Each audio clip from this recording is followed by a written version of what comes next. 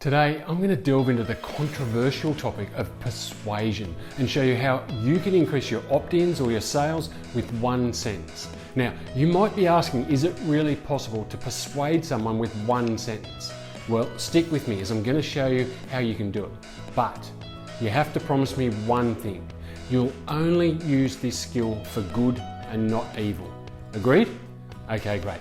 Hey, Andrew Woodward here, and on this channel we focus on the best online marketing strategies that grow your wealth, build a long-term business and allow you to work from anywhere using nothing more than your laptop and a Wi-Fi connection. So in this video I'm going to show you how to persuade more people how to buy your products. And before we dive too deep into this topic of persuasion, we need to address the elephant in the room. Persuasion can be seen as a negative concept or used as a negative motivation. There are many examples of people who use the concepts of I'm going to show you today to get people to do things they don't want to do or don't need to do. So we have to accept that this is not how we're going to use persuasion. And let's face it, there's lots of information out there about how to improve your sales or how to persuade. It can be confusing. So let me drill it down to what you need to know and how you can apply it to your business. The simple concept of persuasion is that you want to turn your leads into buyers. It doesn't matter what you're selling or what your business you're in, whether it's affiliate marketing, digital marketing of your own courses, or coaching, selling your time. At some point, you need to persuade your lead to buy from you. So let's put the negative connotations about persuasion and selling to bed. If you want to grow your income and your business, you need to learn how to persuade. And since you have agreed to only do it for good, then we can move past the negative connotations attached to the word persuasion. So I've done a lot of study on the concept of persuasion, and if you want to follow that path, I highly recommend what I think is the Bible of persuasion. It's a book by Robert Cialdini, who gives an incredible study of the 27-word sentence that I'm about to share with you that solves the persuasion equation. See what I did there?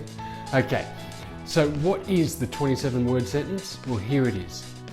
People will do anything for those who encourage their dreams, justify their failures, allay their fears, confirm their suspicions, and help them throw rocks at their enemies. Yep, that's it. The entire study of persuasion in one 27-word sentence. So let's break it down to understand how you can apply this skill to your business. Have you ever seen an ad of a marketer standing in front of a private jet or fancy car or cars? Of course you have. They're everywhere. Now, I will admit I used to hate these ads. I instantly thought these people are just showing off, and I still think in some cases they are. I mean, some of these people rent the cars for the ad. They don't even own them, but I digress. However, what I have learned by studying the skill of persuasion is that these ads are designed to show you what's possible, to encourage your dreams, to get you excited about the possibilities if you buy their product. Think about some of the ads you've seen lately. I bet you can recall an example of two where they've used this method of persuasion. If you want a hint, think about a car ad. Now, an extra caution with this, make sure you only concentrate on one dream in each ad or page. Any more than that and you'll run the risk of confusing your audience. The second is justify their failures. This is another one you will recognise now that I pointed out. This one generally goes something like this. If you've been struggling with X, it's not your fault. It's not your fault. It's justifying your failures by blaming something else. This is used all the time in the diet and the fitness industry. If you've been struggling to lose weight, it's not your fault. It's too many carbs or too much fat or not enough of this. It's something else other than you. And then they present you with what will work. You want to let people know that their failures are not because of them.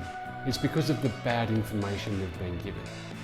Now, you have to ensure you're being honest when using this one, like all of them really, but this one is where people can be tempted to stretch the truth. Just make sure when you use this part of the persuasion sentence that you use honest data or comparisons. Okay, the third part of the sentence is allay their fears. People will buy anything from someone who can allay their fears. This one plays on the fear of what might happen if you don't have the product that's being sold to you. It's the fear of missing out, FOMO. Basically, the type of scenario that this part is suited to is products related to being prepared for something. Like, what would you do if you lost your power, if you didn't have this multi-function torch that not only lights up your home, but it also charges your phone? Like, who wouldn't want one of them, right? If you can identify what your niche is afraid of missing out on, you have a powerful way to market to them. FOMO is a strong buying motivator. It's why you see so many affiliate marketers promoting how you can show, or how they can show you the secret to making $10,000 per month. Allay your leads' fears by looping in FOMO to your message, your sales pitch, and watch your results skyrocket. The fourth one is confirm their suspicions, and this one's pretty straightforward. You're simply confirming something they already suspect. For example, if I was to say to you that trying to sell anything on Amazon was difficult, especially more difficult than what most marketers made out, you'd probably believe me. And if I offered you an alternative like affiliate marketing, you'd be more inclined to buy, right? You just confirm what they already suspect or believe and show them an alternative. The fifth part of the 27-word sentence is to throw rocks at your enemies. And this is probably the easiest and most fun. And if you haven't worked it out yet, this one is used all the time in politics. They are always showing how bad the other side are, rather than saying anything about how good they are supposed to be. Now, I'm not going to get political, but you can see how they're a big user of this persuasion tactic. Now, if you're going to use this tactic, I suggest you use concepts in your message and not people. Please don't attack the person. It just doesn't look good. And if you focus on the concept that is being promoted and use this tactic, you'll have great results. Okay, there you have it, my breakdown using what I've learned from Robert Cialdini of the 27-word sentence of persuasion. You should keep this sentence somewhere you can refer to it often and use it in everything you do, just like I'm doing. Use it to create your email copy, your video copy, your ad text, your opt-in pages, sales pages, home page. Everything you put to your audience should use one of these elements. You'll see me use it shortly in this video. See if you can recognize it, and I'll give you a hint. I'll be using FOMO. Well, I hope today's video was helpful for you and you learned a little more about the art of persuasion and how to use it to grow your business. So let's do a quick recap of the key parts of the 27-word sentence of persuasion. First up was encourage their dreams. 2 is justify their failures. 3 is allay their fears. 4 is confirm their suspicions. And 5 was throw rocks at their enemies. Now, if you want to follow what I'm doing or you're interested in getting started in affiliate marketing, click the link in the description and let's get you started in building a sustainable, profitable affiliate marketing business and on your way to earning an online income in the next 30 days. Thanks for watching today's training. Don't forget to get access to my free course on affiliate marketing and how to get started. Click the link in the description and you'll get the free course and a bunch of resources to support you. And to continue to get these free training videos, make sure you click on the subscribe button and the little bell to get notified when a new training is released. It's the simplest way to ensure that you don't miss any of the good stuff and get access to everything that I'm doing or using to grow my business so you can grow yours. And do me a favour, click the like button, leave me a comment below to let me know what you thought of this training. I'll read all the comments and reply to each one.